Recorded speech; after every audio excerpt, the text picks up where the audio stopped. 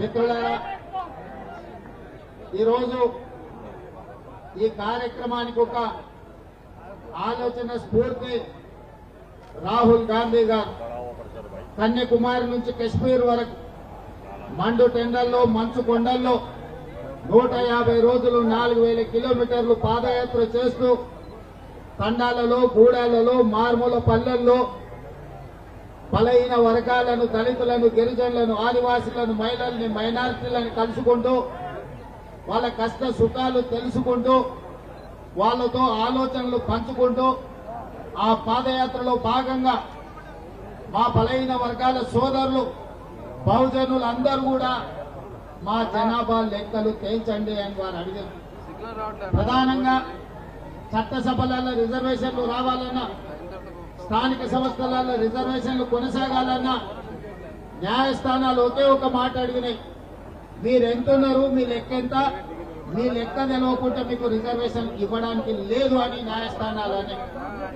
ఈ అంశాన్ని పాదయాత్ర సందర్భంగా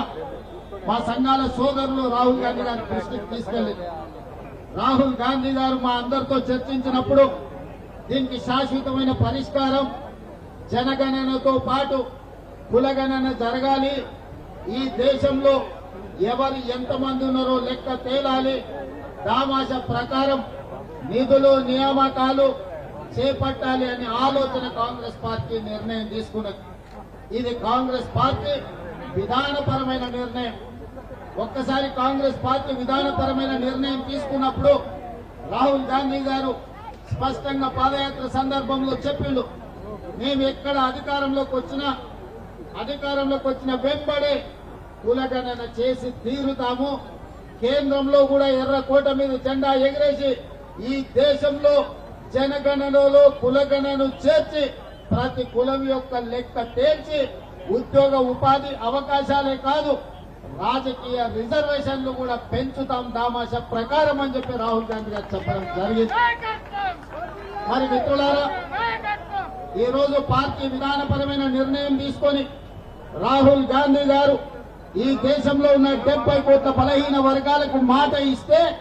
ఆ మాట నిలబెట్టాల్సిన బాధ్యత